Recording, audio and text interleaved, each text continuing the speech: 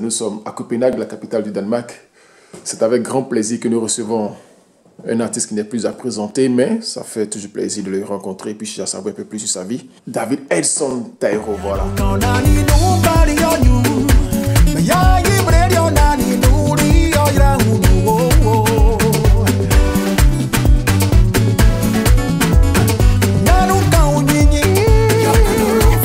C'est juste parce que ces artistes-là sont contents du travail qu'on fait ensemble. Et donc, Totorino m'a été donné par le fils d'Alpha Blondy, qui j'avais fait le premier album. Il m'a un peu comparé à un chef de la mafia italienne, Totorino, parce que je dirigeais mon clan, parce qu'à l'époque aussi à Abidjan, les arrangeurs avaient le clan, chacun avait ses musiciens préférés et tout ça, et donc moi je dirigeais le mien. Alors, il m'a un peu comparé à un chef de la mafia italienne qui dirigeait son clan avec main de fer. Puis bon, le Samouraï, c'est un autre chanteur qui s'appelle Ben Chico, dont je réalisais le premier album à Paris, qui, dans ses ambiances, il a sorti comme ça un samouraï à Paris et tout ça. Et puis après, Aboto Roots a repris dans une de leurs chansons.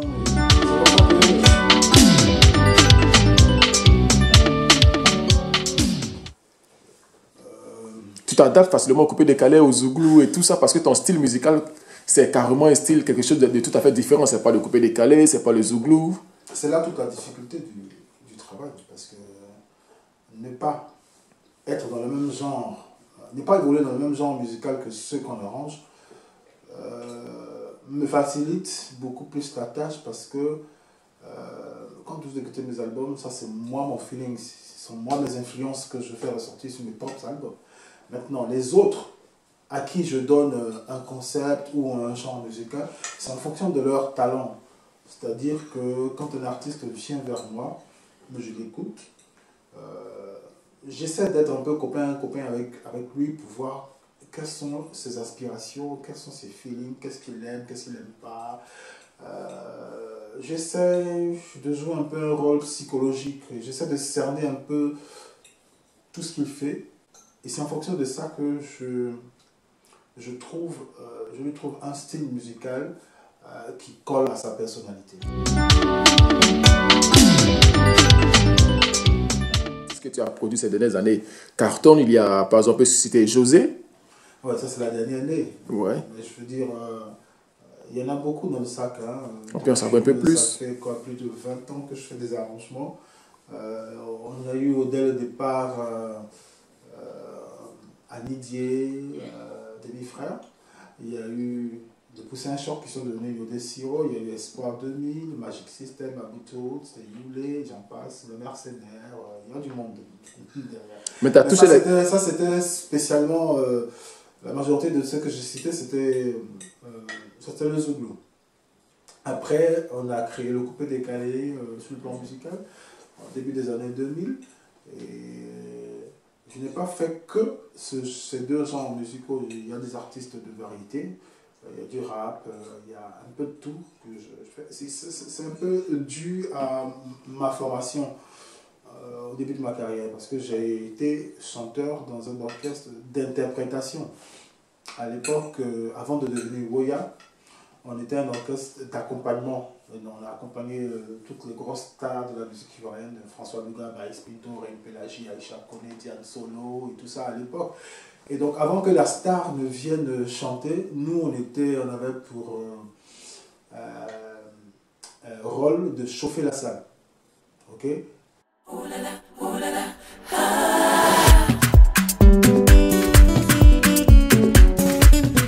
Bon, je veux dire, le but de la question c'est de me faire, comment on appelle ça, dire que comment est-ce que moi j'ai traversé tout ça. Voilà, ouais. Aujourd'hui au coupé-décalé et tout ça, c'est ce que je suis en train de faire en fait. Donc, il y a eu toutes ces influences que j'ai reçues qui ont fait qu'aujourd'hui, je suis un peu à l'aise dans n'importe quel genre musical qu'on me propose. Au départ, quand il y a eu le zouglou, c'est pas moi qui ai fait les premiers albums zouglou, c'est les deux premiers arrangeurs qui ont travaillé sur les premiers albums Zouglou, ce sont Koudou Athanase et Olivier Blé, qui ont respectivement fait Les Parents du Campus et puis Zouglou Mania. Okay. Moi, quand il y a un nouveau style un nouveau mouvement musical qui naît, je ne plonge pas les deux pieds dedans tout de suite. Je reste observateur. 1 an, 2 ans, voir exactement où est-ce que ça va. Et c'est après que quand je maîtrise un peu les contours de la chose que je m'y lance. C'est ce que j'ai fait avec le Zouglou, qui est né en 90, mais sur le plan musical, les premiers albums Zouglou sont sortis en 91 avec Billy Didier et les Parents du Campus et Zouglou Mania de Kouana. Et donc après il y a eu tout le foisonnement d'artistes, les copines, Poussin Choc. La deuxième génération de Zouglou a été conduite par les Salopards à partir de 1995-96 avec leurs premiers albums. Entre-temps, bon, voilà, il y a eu toute la clique des Poussin Choc. J'ai créé aussi la musique du Yosumba avec le premier album d'Aboutou Roots en 1996. On a enchaîné avec plein d'artistes jusqu'à la fin des années 90 où il y a le plus gros tube Zouglou qui naît, Premier Gaou. On dit Premier Gaou n'est pas Gaou. Là aussi, c'était la touche de David Aero. Ah oui, c'était balèze. On fait Premier Gaou en 99, qui explose en Côte d'Ivoire, 99-2000, et à partir de 2000-2001, contamine toute l'Afrique, et puis à partir de 2002-2003, contamine tout le monde entier. Voilà. Entre-temps, on a eu les événements sociaux-politiques de 2002 qui ont poussé les jeunes artistes ivoiriens à créer quelque chose pour aider les Ivoiriens qui étaient devenus un peu, qui étaient traumatisés. Mais après ces événements, la vie continue. Donc ces jeunes gens ont eu l'idée de créer des mouvements qu'ils ont appelés à l'époque, c'était le mouvement des DJ. Le nom Coupé Décalé est venu plus tard avec Doug Saga, dont j'ai réalisé le tout premier album, Saga Cité. Ça va monter le coupé décalé. Aujourd'hui, je viens avec le coupé décalé chinois. Je viens avec la proclamation. Je viens avec la certification. Cette musique a existé, mais Doug Saga est venu avec le nom et le concept de la danse, le coupé décalé. Sinon, le premier album Coupé Décalé, il n'était pas encore là. Ce mouvement a pris de l'ampleur. Et aujourd'hui, on a des dignes représentants comme Arafat, Serge Beno, Baby Philippe, qui ont pris la relève. Nous avons créé cette musique-là. Et après, nous sommes passés à autre chose. Parce que la musique, elle est tellement large. On a laissé la place aux enfants qui sont venus avec leur folie, leur façon de voir. Et ils ont donné un nouveau souffle au coupé décalé. Et donc, je veux dire, moi, j'ai traversé tout ça.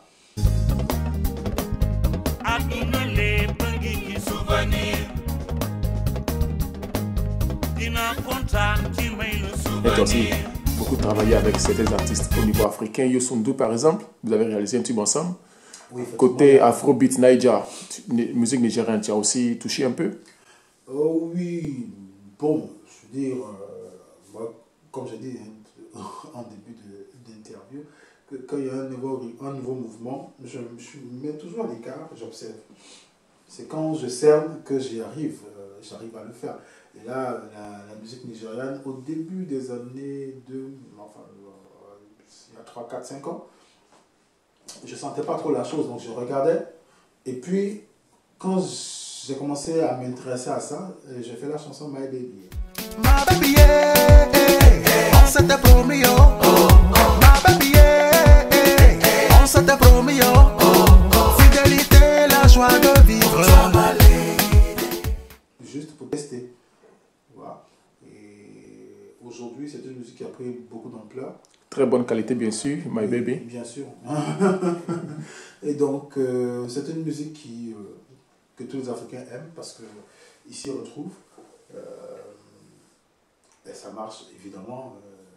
C'est une musique qui est très bien élaborée et donc elle représente dignement les Africains sur le plan international. Et donc, aujourd'hui, chacun fait un peu de musique naïja. C'est tout à fait normal. Ouais. Quand le coupé décalé a déferlé sur toute l'Afrique, tout le monde s'y est mis. Alors, C'est cette solidarité que j'aime beaucoup chez les artistes africains, parce que quand il y a quelque chose qui marche, tout le monde va vers ça. Ouais. Et ça, c'est important.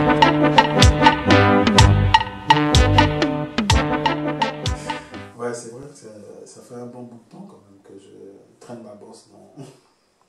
Mais le visage toujours radieux, toujours jeune. Ça, c'est pas ma faute, c'est grâce à Dieu. C'est la faveur que Dieu me fait. Le niveau de vie, la qualité de vie, peut-être parce qu'on n'a jamais entendu David Terreau cité dans des scandales sexuels et tout ça. C'est peut-être ça, ou bien David Terreau, un homme de famille, ou bien un homme qui aime la bamboulage. David Terreau, c'est qui en fait? C'est un mec normal. Le mec que tu vois en face de toi, c'est un mec normal. Alors, si je dis un mec normal, si je dis par exemple un mec qui court après les femmes, c'est ça, David Terreau? Un mec normal, c'est pas un mec qui court après les femmes. Voilà, donc David Terreau, c'est qui? Comme je dis un homme normal, je ne saurais pas me décrire. C'est très difficile de parler de soi. C'est très difficile de parler de soi. Mais je veux dire, en résumé, je suis quelqu'un comme toi, Max. Voilà, on a les mêmes défauts, on a les mêmes qualités en tant qu'être humain, évidemment, mais la seule chose qui fait la différence, c'est que moi, je suis artiste, toi, tu es homme de culture, mais tu n'es pas artiste, tu vois. Et c'est ça qui fait la différence entre moi et les autres. Sinon, on a la même chose. On est les mêmes choses, on a les mêmes folies, on fait tout pareil. Et seulement, c'est que, bon, voilà, je fais un métier qui est un peu exceptionnel. C'est ce qui fait que ceux qui aiment ce métier-là nous considèrent souvent comme des hommes exceptionnels.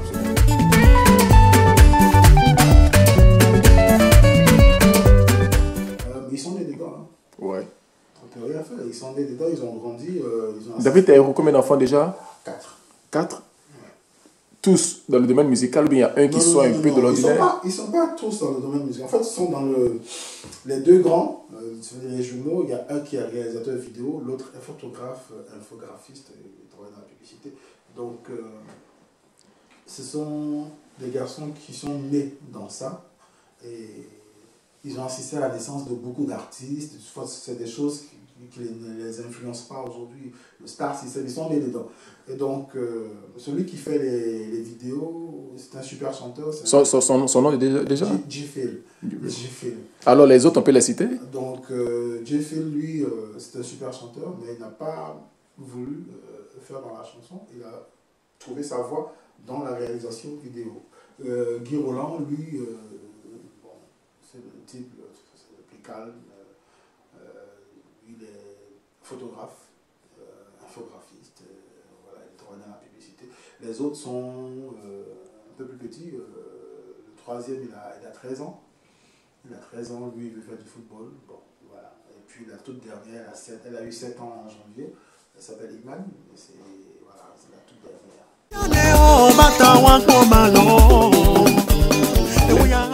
Ça c'est célèbre. J'ai voulu le faire l'année dernière, en 2015. Ça cadrait juste 30 ans, puisque j'ai démarré ma carrière en 1985. On a eu un gros souci d'organisation, ce qui a fait que finalement on a reporté le concert, parce que j'ai tellement de respect pour mon public, pour les mélomanes ivoiriens et africains, on leur avait proposé une affiche. Il y avait David Terreau, mais il y avait un artiste invité, il y avait Kassav, il y avait Lokwa Kanza, Goya, Sanfan Thomas. Et cette grosse affiche qu'on devait proposer au public ivoirien ne pouvait plus être tenue parce qu'il y a eu de gros soucis d'organisation, et donc la sage décision qu'il fallait prendre, c'était d'arrêter. Et je me suis excusé auprès du public, je me suis excusé auprès des autorités ivoiriennes, je me suis excusé auprès des artistes invités, parce que je ne pouvais pas aller m'arrêter tout seul là comme ça devant le public et puis me gratter la tête pour dire tel ne sera pas la tête, ça ne fait pas sérieux. Donc je ne voulais pas salir un nom que j'ai mis 30 ans à construire. Et ça, je ne pouvais pas le faire. Donc on a pris du recul. C'est relancé pour 2016. On a pris du recul et on va le faire cette année, ce concert anniversaire des 30 ans. De toute façon, comme j'ai l'habitude de résumer, je dis il y a des anniversaires qui tombent lundi, enfin, des dates d'anniversaire qui tombent dans la semaine, lundi, mardi, mercredi, et qu'on fête samedi. Alors on sera certainement informé, la structure Max Show sera certainement informée va apporter tout son soutien à David Taïrou dans la célébration de ses 30 ans. On peut revenir dessus. Sans aller dans les polémiques, est-ce que le décret il a été accepté de lui par les artistes, que les artistes sont entendus? On était obligé d'accepter le décret parce que c'est quelque chose qui régit notre corporation. Voilà, et ce décret, tous les artistes y ont participé. On a fait 3 jours d'atelier au Palais de la Culture, où chaque corporation d'artistes est venue, représentée par des groupes de travail. Et donc chacun a apporté sa pierre à l'édifice en faisant des propositions. Mais vous savez, pour faire un texte, pour qu'un texte puisse être rédigé, on ne prend pas tout en compte. C'est un peu comme la constitution d'un pays. C'est la constitution qui régit le pays. Et nous, ce texte-là régit notre corporation. On ne peut pas accepter toutes les propositions. Donc on a pris toutes les propositions, on les a données. On a donné ces propositions-là au ministre de la Culture qui, avec des experts en la matière, des gens qui ont l'habitude de faire ce genre de travail, on leur a confié. Quand ils ont planché là-dessus, ils ont mis du temps, ils ont planché là-dessus, ils ont trouvé un texte consensuel qui, bon, mais si un texte n'est jamais consensuel à 100%, ça c'est clair. Mais au moins, ce texte a le mérite de prendre en compte la plupart des aspirations des artistes. Et donc, évidemment, ça n'arrange jamais tout le monde. Il y a toujours des gens que ça n'arrange pas. Et ce sont ces gens que ça n'arrange pas qui ont commencé à faire des déclarations un peu partout. Moi, faisant partie du conseil d'administration, on a divulgué ce texte-là, on l'a soutenu à travers des posts qu'on a fait sur nos différents profils. Et il y a certains artistes qui n'ont pas apprécié le fait que moi je défende ce texte. Et puis bon, voilà, il y a des gens qui n'ont pas compris ce que je disais. Mais quand on n'a pas compris ce que ton ami dit, tu vas vers la personne, tu dis, mon frère, voilà, ce que tu as dit là, je ne suis pas d'accord. On discute. Mais tout est rentré dans l'ordre aujourd'hui, le décret a été accepté, on évolue. Voilà, non, mais de toutes les façons, on était obligé de le faire. On était obligé de le faire, puisqu'on ne peut pas faire marche arrière pour aller changer le texte. Un texte a été signé par le président de la République et tout. Donc voilà, on ne peut pas faire marche arrière pour aller dire au président de la République, non, enlève ta signature, nous on n'est pas d'accord sur ce texte. C'est quelque chose d'administratif, ça a suivi un chemin, le chemin normal. Même si ça n'arrange pas tout le monde, moi je pense qu'il faut y aller déjà et puis voir, après on pourra critiquer. Il y a des gens qui n'ont même pas lu et qui ont commencé à se plaindre. Et donc il y a eu des menaces, des choses comme ça, mais bon, c'est des choses qu'on ne prend pas en considération parce que quand tu es intellectuel, je crois qu'il y a des choses sur lesquelles il ne faut pas s'attarder. Et donc ça, ce sont des petites choses, des petites gens, voilà quoi. Donc, il faut se mettre au-dessus de beaucoup de choses. Et on est allé, on a fait des élections, il y a un nouveau conseil d'administration qui a été installé avec un nouveau président, la personne de M. Thierry Sylvain, qui est un grand producteur en Côte d'Ivoire. Et donc, voilà, les choses se passent bien, ça va. Pour le moment, il n'y a pas de bruit de botte parce que les gens sont en train de travailler. Alors, David Taïrou, merci, une fois qu'on merci, d'être au Danemark et puis tu es là dans le cadre privé. Privé, voilà. Et puis le travail, ça suit toujours. Bon, David Taïrou a été surpris quand même à son hôtel, toujours en train de travailler, son petit clavier, son ordinateur. Et puis c'est aussi ça, David Taïrou. Un dernier mot. Moi, j'arrête jamais. Je travaille tout le temps, même quand je dors, ça travaille. Au passage, David Taïrou, il est basé à Paris ou à Abidjan? Je suis basé à Abidjan. Mais toujours en 2 avions. Je viens tous les 3 mois en Europe. Les gens pensent que je vis à Paris. Je ne vis pas à Paris. Je vis à Abidjan. Mais je fais la navette entre l'Europe et la Côte d'Ivoire parce que le travail m'appelle partout. Donc partout le travail m'appelle, j'y vais. Là, au Danemark, je suis en visite privée et c'est beaucoup plus familial cette fois-ci. Mais je profite toujours pour prendre des attaches sur le plan du travail. Je fais toujours des connexions. Et voilà, la vie est faite comme ça. On cherche toujours. Ouais. Là où un peu peut sortir. Bien sûr. Alors David Terreau, merci infiniment. Et puis, C'est moi qui te remercie. on garde les contacts. Allez, c'était l'Institut Max que recevait avec grand plaisir David Edson.